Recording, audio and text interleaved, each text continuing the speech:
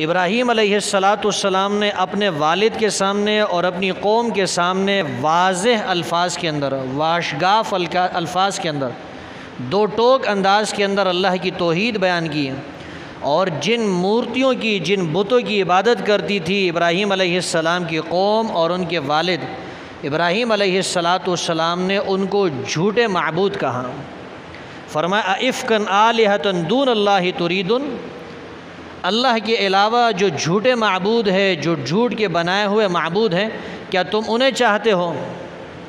فما ظنکم برب العالمین، تو پھر رب العالمین کے بارے میں تمہارا کیا خیال ہے؟ ابراہیم علیہ السلام نے اپنے والد سے فرمایا یہ جن کی تم عبادت کر رہے ہو، اگر تم ان کی عبادت چھوڑ دو یہ تمہیں نقصان نہیں دے سکتے ہیں، تم ان کی عبادت کرتے رہو یہ تمہیں نفع نہیں پہنچا سکتے۔ آج بھی جو لوگ غیر اللہ کی عبادت میں مبتلا ہیں، وہ ان غیر اللہ کی عبادت اس لیے کرتے ہیں، ان سے ڈرتے ہیں، ان کو خوش کرنے کے لیے نہیں، ان سے ڈرنے کی وجہ سے ان کی عبادت کرتے ہیں۔ تو اس زمانے کے جو مشرکین تھے وہ بھی اپنے ان معبودوں کی، جھوٹے معبودوں کی عبادت اس لیے کرتے تھے، ان سے ڈرا کرتے تھے۔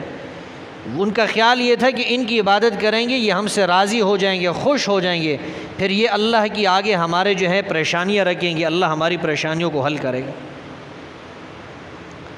تو ایک موقع پر ابراہیم علیہ السلام سے ان کی قوم نے کہا کہ ہمارے آج میلے کا دن ہے، عید کا دن ہے، کوئی تہوار ہے، آپ بھی ہمارے ساتھ چلیں۔ ابراہیم علیہ السلام نے فرمایا انی سقیم، میں بیمار ہوں۔ جس کفر کے اندر، جس کفر اور جس شرک کے اندر تم مبتلا ہو اس سے میں بیزار ہوں، اس سے مجھے تکلیف ہے، اس سے مجھے بیماری ہے۔ یہ مطلب نہیں تھا کہ میں بیمار ہوں اور بیماری کی وجہ سے جا نہیں سکتا۔ تو قوم یہ سمجھی کہ شاید ابراہیم علیہ السلام واقعتاً بیمار ہیں، حقیقت کے اندر بیمار ہیں۔ قوم نے بھی جو ہے معذور سمجھ کر ابراہیم علیہ السلام کو چھوڑ دیا۔ جیسے ہی ابراہیم علیہ السلام کو موقع ملا، وہاں سے کلہاڑا لے کر ان کی عبادت خانے میں داخل ہوئے، جتنے بھی ان کے معبود تھے ان سب کو توڑ ڈالا، سوائے ایک بت کے جو ان میں سب سے بڑا تھا، اس کو چھوڑ دیا، اور کلہاڑا بھی اسی کے پاس چھوڑ دیا۔ لوگ جیسے ہی واپس آئے، اللہ فرماتے ہیں فاقبلوا الیہ یزفون، دوڑتے ہوئے لوگ آئے، سوچنے لگے کہ یہ کام کس نے کیا ہوگا۔ اس نتیجے پر پہنچے کہ یہ کام ابراہیم علیہ السلام کے علاوہ کوئی نہیں کر سکتا، وہی ہمارے معبودوں کی برائی کرتا ہے، وہی ان بتوں کو برا بلا کہتا ہے، یہ کام اسی نے کیا ہوگا۔ ابراہیم علیہ السلام کو بلایا گیا، آپ سے پوچھا گیا، تو ابراہیم علیہ السلام نے فرمایا اس بت سے پوچھو، یہی تمہیں بتا سکتا ہے۔ لوگ کہنے لگے یہ کیسے بتائے گا، یہ تو بات ہی نہیں کر سکتا۔ تو ابراہیم علیہ السلام نے فرمایا ہلاکت ہے تمہارے لیے، افسوس ہے، تف ہے تم پر کہ ایسوں کی تم عبادت کرتے ہو جو نفع بھی نہیں دے سکتے، نقصان بھی نہیں دے سکتے۔ عبادت کرو کوئی نفع نہیں دے سکتے، عبادت نہ کرو کوئی نقصان نہیں دے سکتے۔ ابراہیم علیہ السلام کے والد بھی پریشان ہو گئے، ابراہیم علیہ السلام کو دھمکی دی، کہنے لگا میں تمہیں گھر سے نکال دوں گا، ایک طویل عرصے کے لیے تمہیں جدا کر دوں گا اپنے سے۔ ابراہیم علیہ السلام نے اس قربانی کو بھی برداشت کیا، والد کو چھوڑا، اپنے وطن کو چھوڑا، گھر بار کو چھوڑا، ان سے الگ ہو گئے۔ جب ابراہیم علیہ السلام نے ان کے بتوں کو توڑ ڈالا، انہوں نے آپس میں مشورہ کیا کہ اب تو ہمارے بتوں کی، ہمارے معبودوں کی تذلیل ہو رہی ہے، ان کی توہین اور تحقیر ہو رہی ہے، لہٰذا ابراہیم علیہ السلام کو سزا دینی چاہیے تاکہ ہمارے بتوں کا، ہمارے معبودوں کا بول بالا ہو جائے، تاکہ لوگ یہ نہ سمجھیں کہ یہ بالکل عاجز ہے، یہ کمزور ہے، یہ کچھ نہیں کر سکتے۔ ایک آگ جلائی گئی اور بہت تیز، جس کے قریب کوئی انسان بھی نہ جا سکے۔ روایات میں ہے ابراہیم علیہ السلام کو منجنیق کے اندر ڈال کر اس آگ کے اندر پھینکا گیا۔ یہ منجنیق جیسے آج کل کے زمانے میں یہ ٹینک ہوتے ہیں، اس طرح کی ایک چیز لوگ بناتے تھے، یا جس طرح آج کل کے زمانے میں آپ غلیل دیکھتے ہیں، غلیل کے اندر آپ پتھر ڈالیں، ربڑ کو کھینچیں تو وہ پتھر جو ہے دور چلا جاتا ہے۔ اسی طرح ابراہیم علیہ السلام کو منجنیق کے اندر ڈال کر اس کو آگ کے اندر پھینکا گیا۔ اللہ نے فرمایا قلنا یا نار کونی بردن وسلاما علی ابراہیم، ہم نے آگ کو کہا کونی بردن، ٹھنڈی ہو جا۔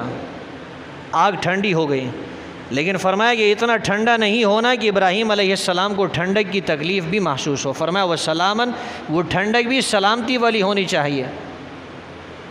وہی آگ جس کے ذریعے ابراہیم علیہ السلام کو قتل کیا جا رہا تھا، وہی آگ جس کے ذریعے ابراہیم علیہ السلام کو جلایا جا رہا تھا، وہی آگ ابراہیم علیہ السلام کے لیے اللہ نے گلزار بنا دی۔ اللہ نے حفاظت فرمائی ابراہیم علیہ السلام کی۔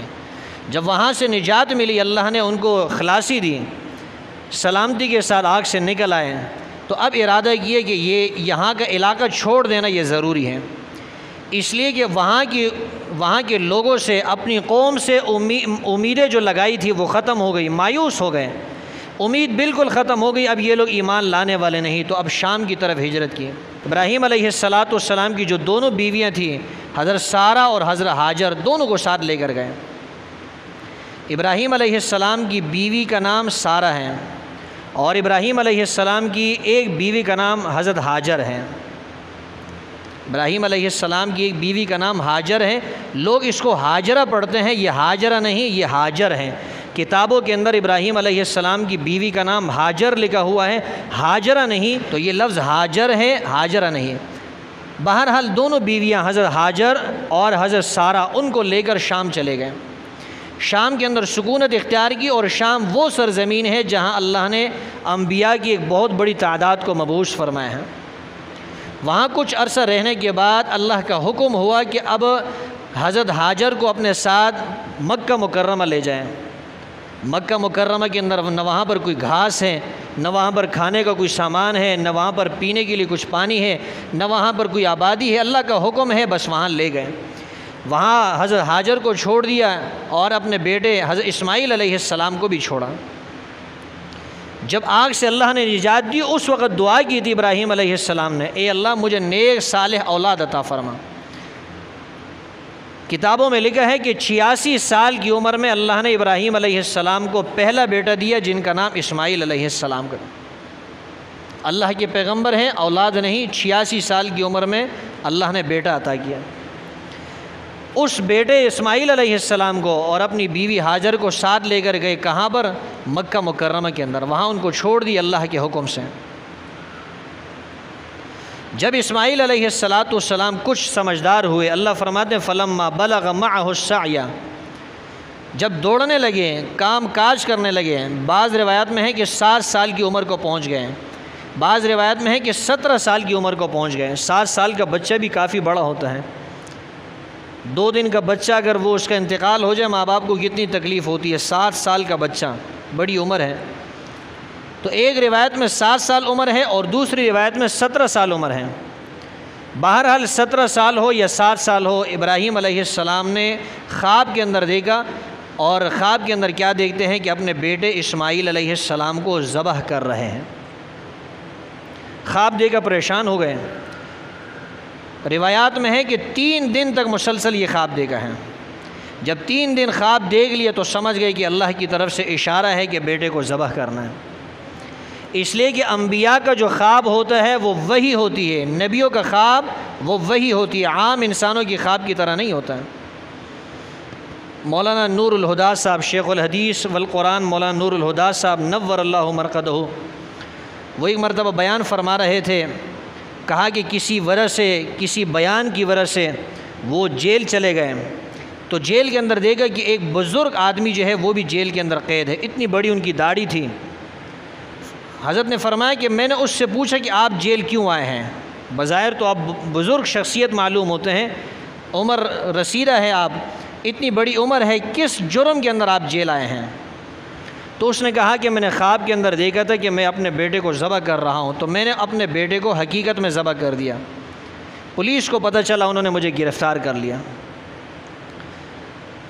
آپ اگر اپنی اولاد کو خواب کے اندر ذبح کرتے ہوئے دیکھتے ہیں، یہ وہی نہیں ہے، اس کا یہ مطلب نہیں آپ اپنی اولاد کو ذبح کرنا شروع کر دیں، یہ شیطانی خواب ہیں۔ لیکن نبی خواب کے اندر دیکھ لے تو نبی کا خواب وہی ہوتی ہے، نبی کا خواب کیا ہوتا ہے؟ وہی ہوتی ہے۔ ابراہیم علیہ السلام سمجھ گئے کہ اللہ کا حکم یہ ہے کہ میں نے اپنے بیٹے کو ذبح کرنا ہے، اور خواب کے اندر جب دیکھا تو ابراہیم علیہ السلام نے فرمایا میں آپ کو خواب میں ذبح کر رہا ہوں، یہ نہیں فرمایا کہ میں نے آپ کو ذبح کر لیا ہے، فرمایا ذبح کر رہا ہوں۔ تو اسی کو اب عملی جامہ پہنانا چاہا۔ اپنے بیٹے اسماعیل علیہ السلام کو بلایا اور ان سے فرمایا کہ میں نے آپ کو خواب میں ایسے دیکھا ہے اور یہ اللہ کا حکم ہے۔ ابراہیم علیہ السلام نے بیٹے سے مشورہ اس لیے کیا کہیں ایسا نہ ہو اچانک پکڑ لوں، چوری پھیرنے لگوں، بیٹا بھاگنے لگ جائے، اللہ کے حکم کی نافرمانی ہو سکتی ہے۔ تو پہلے بیٹے سے مشورہ کیا، ان کو سمجھایا کہ اللہ کا حکم ہے۔ اسماعیل علیہ السلام نے فرمایا یا ابتی افعل ما تؤمر، یا ابتی، یہ محبت اور پیار والا لہجہ ہے، جیسے آپ کہتے ہیں ابا جان، میرے پیارے ابا، میرے پیارے والد، میرے والد گرامی، تو بڑی محبت، شفقت اور محبت پیار کے لہجے کے اندر فرمایا یا ابت افعل ما تؤمر، ابا جان جو حکم آپ کو ملا ہے اس حکم کی فرمانبرداری کیجیے، اس حکم کو کر گزریے، اس میں دیر نہیں کرنی آپ نے۔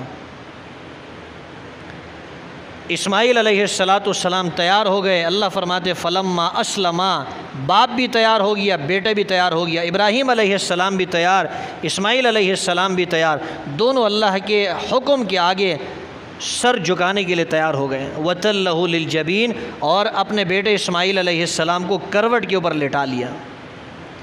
یہ جو حصہ ہے اس کو جبہہ کہا جاتا ہے عربی زبان میں، جبہہ، اور یہ جو حصہ ہے یہ کنپٹی جو ہے اس کو جبین کہتے ہیں۔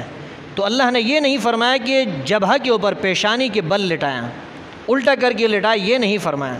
بعض لوگ یہ کہتے ہیں کہ اسماعیل علیہ السلام کو الٹا لٹا دیا، ایسا نہیں، بلکہ کروٹ کے اوپر لٹایا۔ وَتَلَّهُ لِلْجَبِينِ، کنپٹی کے اوپر، یہ جو پہلو ہے اس کے اوپر لٹایا، الٹا کر کے نہیں لٹایا۔ اور لٹانے کے بعد ابراہیم علیہ السلام نے چری چلانا شروع کی۔ اللہ کی طرف سے آواز آئی، یہ بعض روایت میں ہے کہ فرشتے کی طرف سے آواز آئی قد صدقت الرؤیا، اے ابراہیم آپ نے جو خواب دیکھا تھا اس خواب کو آپ نے سچ کر دکھلایا۔ خواب میں یہ تو نہیں دیکھا تھا کہ اپنے بیٹے کو ذبح کر دیا، یہ نہیں دیکھا تھا۔ خواب میں یہ دیکھا کہ بیٹے کو ذبح کر رہا ہوں، ذبح ہو گیا ہے، یہ نہیں دیکھا تھا۔ تو جو خواب دیکھا تھا اللہ نے اس خواب کو پورا کر دیا۔ وہ چری چل نہیں رہی، چری کند ہو گئی ہے، چری جو ہے وہ گلے کو کاٹ نہیں رہی، اور کیسے کاٹے گی جب اللہ کی مرضی نہ ہو۔ جب اللہ کی مرضی نہ ہو ابراہیم علیہ السلام آگ کے اندر ہوں گے، وہ آگ جلائے گی نہیں۔ موسیٰ علیہ السلام دریا میں کود پڑیں گے، وہ دریا جو ہے ڈبوئے گی نہیں۔ اور جب اسماعیل علیہ السلام اس چری کے نیچے آئیں گے، وہ چری چلے گی نہیں جب تک اللہ کا حکم نہیں ہوگا۔ اب کوئی یہ نہ سمجھے کہ بھئی آج کل بھی چری ہم چلائیں گے تو وہ نہیں چلے گی، اللہ کا حکم، آپ کے پاس کوئی وحی نہیں آتی ہے، وحی کا سلسلہ اللہ نے ختم کر دیا۔ انبیاء جتنے آنے تھے وہ آ گئے، محمد الرسول اللہ صلی اللہ علیہ وسلم آخری نبی تھے، وہ آ چکے ہیں، اس کے بعد کوئی نبی نہیں آئے گا، کوئی پیغمبر نہیں آئے گا، کوئی رسول نہیں آئے گا۔ ابراہیم علیہ السلام نے خواب دیکھا تھا، اس خواب کو عملی جامہ پہنایا، اس کی تکمیل کر دی۔ اللہ نے اس خواب ابراہیم علیہ السلام کے اس خواب کو سچا کر دکھایا، اور اسماعیل علیہ السلام کی جگہ اللہ نے ایک مینڈے کو بھیجا، اور اس مینڈے کی قربانی حضرت ابراہیم علیہ السلام نے دی ہے۔ کس مقام پر ابراہیم علیہ السلام نے اپنے بیٹے اسماعیل علیہ السلام کو ذبح کرنے کے لیے لٹایا تھا؟ تو آپ جب وہاں حج کے لیے جاتے ہیں، عمرے کے لیے، وہاں کے جو ڈرائیور ہوتے ہیں، وہاں کے لوگ ہیں، وہ مینا کے قریب ایک جگہ ہے، ایک پہاڑی ہے، وہاں ایک چھوٹا سا ایک ستون یا مینار سا بنا ہوا ہے، آپ کو وہ کہتے ہیں کہ یہاں پر ابراہیم علیہ السلام نے اپنے بیٹے کو ذبح کرنے کے لیے لٹایا تھا۔ لیکن قرآن کی آیات سے جو پتہ چلتا ہے وہ ایسا معلوم ہوتا ہے کہ صفا اور مروہ میں، یہ جو مروہ ہے نا، یہاں پر ابراہیم علیہ السلام نے اپنے بیٹے اسماعیل علیہ السلام کو ذبح کرنے کے لیے لٹایا تھا۔ چاہے ابراہیم علیہ السلام نے مینا کے پاس ذبح کرنے کے لیے لٹایا یا بیت اللہ کے پاس مروہ کے مقام پر ذبح کرنے کے لیے لٹایا ہو، جس مقام پر بھی ہو، اللہ کے حکم کی ابراہیم علیہ السلام نے تعمیل کی، اللہ کے حکم کے آگے اپنے سر کو جھکا دیا، اللہ کی اطاعت کی، اور یہی اطاعت کا جذبہ جو ہے مقصود ہے، اسی جذبے کے لیے آج مسلمان اس قربانی کے عمل کو دہراتے ہیں۔ آج جو آدمی جانور کی قربانی دیتا ہے، گائے کو ذبح کرتا ہے، بیل کو ذبح کرتا ہے، بکرے اور مینڈے کو ذبح کرتا ہے، اونٹ کو ذبح کرتا ہے، ذبح تو جانور کو کرتا ہے، اجر اور ثواب وہ ملتا ہے جو ابراہیم علیہ السلام کو بیٹے کے ذبح کرنے کے ارادے پر ملا تھا۔ گویا کہ آج جو آدمی قربانی کرے گا، جانور کو ذبح کرے گا، اس کو ثواب ملے گا بیٹے کے قربان کرنے کا۔ جیسے 5 نمازیں پڑھنے پہ ثواب ملتا ہے 50 نمازوں کا، ایسے ہی جانور کو ذبح کرنے پر ثواب کتنا ملے گا؟ بیٹے کی قربانی دینے کا ثواب ملے گا۔ تو ابراہیم علیہ السلام کی یاد ہمیں آتی ہے جب بھی یہ مواقع آتے ہیں، جب بھی حج کا موسم آتا ہے، جب بھی عید الاضحیٰ آتی ہے تو ہمیں حضرت ابراہیم علیہ السلام کی یاد آتی ہے۔ ابراہیم علیہ السلام کی سنت پر اسی لیے جو ہے مسلمان عمل کرتے ہیں، اور یہ صرف ابراہیم علیہ السلام کی سنت ہی نہیں بلکہ یہ محمد الرسول اللہ صلی اللہ علیہ وسلم کی سنت بھی ہے۔